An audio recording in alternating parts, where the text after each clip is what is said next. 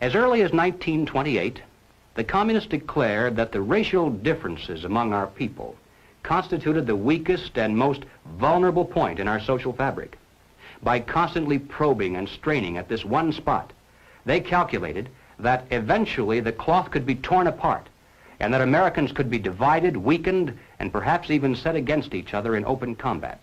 We mustn't kid ourselves into thinking that the communists have placed their agitators only into the black communities. They're working both sides of the street.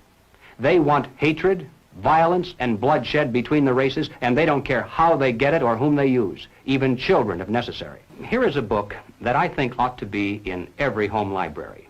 It's entitled Color, Communism, and Common Sense by Manning Johnson. He joined the party as a young man because he honestly believed that the communists were trying to improve the conditions of his people.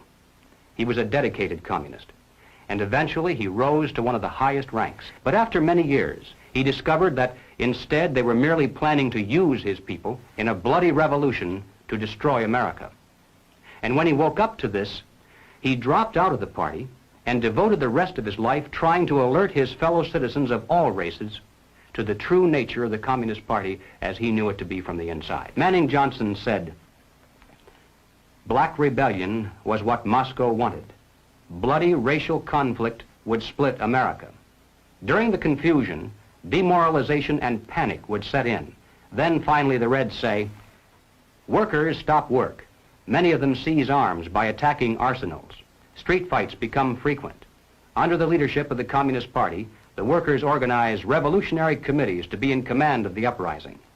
Armed workers seize the principal government offices, invade the residences of the president and his cabinet members, arrest them, declare the old regime abolished, establish their own power." Now, here is a piece of vicious communist propaganda that perhaps some of you have seen. It's called The Crusader. It's written by Robert F. Williams, one of the organizers of the Revolutionary Action Movement. In this issue of The Crusader, the communists call not only for extensive chaos within the cities, but for putting to the torch every village, every forest, every field, and every barn. The plan is for raging fires from one city to the next. The reason? Well, first, there's the value of sheer destruction. Secondly, it would force us to deploy our defenses and rescue units over the widest possible area. The communists point out that as long as our police and National Guard remain concentrated, they're invincible. But if they can be forced to spread out over the entire city and into the countryside as well, then they can be picked off from ambush one by one. And the third value of massive fire to the communists is psychological.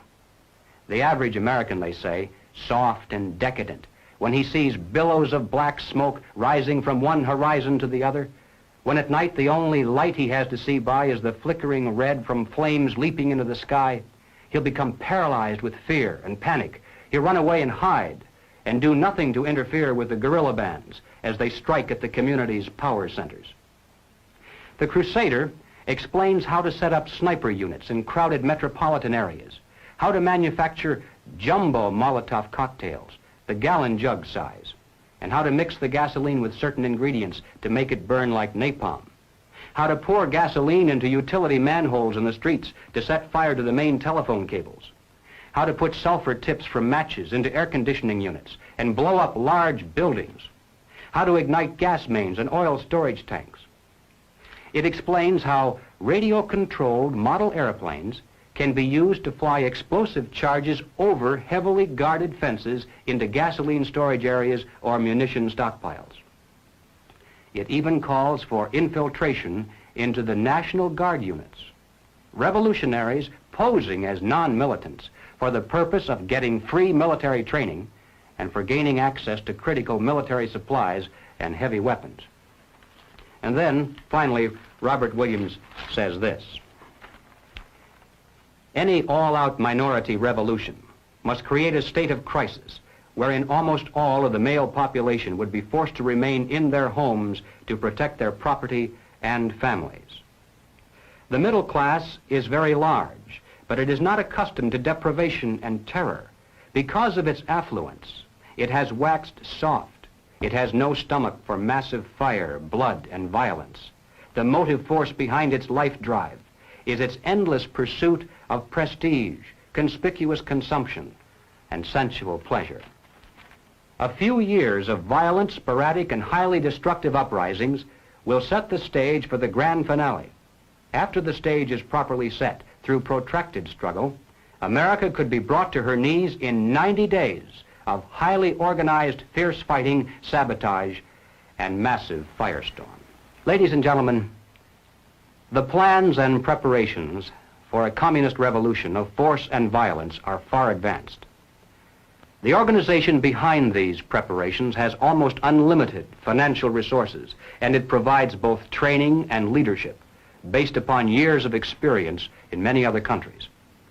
Our enemies are deadly serious about their task, and it's nothing short of national suicide for us to continue to ignore their plans and their progress. The violent revolution becomes of primary value to the communists to the extent to which it can be used to condition the masses psychologically to accept the non-violent revolution, which is offered supposedly as the only alternative.